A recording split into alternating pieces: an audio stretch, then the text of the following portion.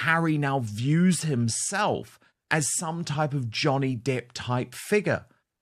That's only going to work, Harry, once you kick Meghan to the curb and blow the whistle on her terrible behavior. He has to accept that his wife manipulated him, that his wife was only in it for the money and the titles and the fame and the fortune and never in it for him, and that she used him in order to pursue her own ambitions. Meghan Markle should be worried, Brittany, because if Harry is looking at the Johnny Depp playbook, that suggests to me at some point he is preparing to turn. And imagine a courtroom showdown where Meghan Markle was forced to tell the truth. Tom Bower has just revealed the truth, not only about how the Invictus Games became the Meghan Games, and Prince Harry isn't happy about it, but also what really went down between the Duke of Delusion. Hold on to your fascinators and double-check the locks on the Montecito gates, because the royal rumor mill hasn't just started spinning, it's gone into full-blown Mach 3 turbo mode. Imagine, if you will, the courtroom drama of the century. No, not a speeding ticket or a copyright dispute over a podcast title. We are talking a full-blown Depp versus Heard-style cinematic showdown, but with more linen suits and fewer pirate hats. Rumor has it that Prince Harry is dusting off the old digital archives and preparing a tell-all, so explosive it makes Spare look like a bedtime story for toddlers. Word on the street, and by street, I mean the high-stakes corridors of international media, is that the Duke is tired of the narrative and is ready to pull back the curtain on the Sussex sunset. Is it a legal strategy? Is it a memoir sequel? Or is it a calculated move to reclaim his own story? Either way, the Duchess is reportedly less than thrilled. Quick favor, if you're loving this, hit that subscribe button. Over 92% of viewers haven't yet. It's free, takes a second, and means the world to us. Thanks if you did. Now, back to the show. And Sophie Chandoka, the boss of Harry's former charity, Send to Bali. This is all in Bower's bombshell new book called Betrayal, currently being serialized in the Times newspaper. But don't worry, I have got all of the juicy bits, which we are going to analyze right now with Brittany, who is the editor of the Royal News Network. Now, so much fascinating stuff about the business side of Harry's life and how it all started to collapse. I want to kick off with Sophie Chandoka, and this is really interesting. It goes back, do you remember when Harry made that visit to Tokyo? And no one could really understand why he was there, and he seemed so grumpy.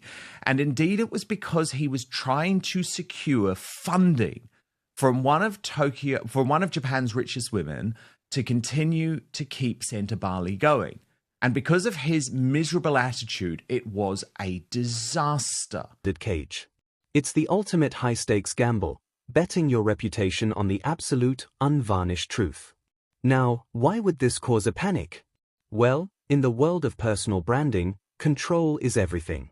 Meghan has spent years meticulously crafting an image of domestic bliss and empowered independence. A Depp-style reveal is the equivalent of someone walking into a minimalist art gallery with a bucket of neon paint. It's messy, it's unpredictable, and you can't exactly UNC it. If Harry decides to go full Johnny, it means the narrative is no longer a collaborative script, it becomes a solo performance. The whispers suggest that Meghan is concerned about how their private disagreements, standard for any couple, but nuclear for royals, might look when viewed through a high-definition lens. It's like playing Jenga with your life's work. One wrong move, one leaked recording, and the whole brand Sussex Tower comes crashing down on the manicured lawn. The transition from global power couple to he said, she said is a bridge most celebrities fear to cross, and the Duchess knows better than anyone that once the toothpaste is out of the tube, no amount of PR magic can put it back in. But what exactly is in this supposed truth plot? Think of it as a digital breadcrumb trail. We are talking about the period between the Megxit announcement and the current day, a time filled with intense pressure, shifting loyalties, and the heavy weight of the crown's shadow. If Harry is indeed documenting the marriage truth, he's likely looking at the external pressures that shaped their internal world. In the Depp trial, The truth was found in the mundane, the text messages to friends, the recordings made in the heat of the moment. For a prince who has been chased by cameras since he was in short trousers, documenting his life is second nature. The fear is that Harry has a vault of content that provides context the public has never seen. It's the royal version of a black box flight recorder. If the plane is going down, he wants people to know exactly what was happening in the cockpit. It's bold, it's risky, and it's a move that suggests Harry is no longer playing by the old royal handbook of never complain, never explain. He's moved on to document everything, reveal eventually. So, where does this leave the monarchy and the Sussex legacy? If Harry follows through with this supposed transparency plot, he effectively resets the board. He stops being a character in a story written by others and becomes the narrator of his own life, for better or worse. It's a move of pure desperation or pure confidence. There is no middle ground.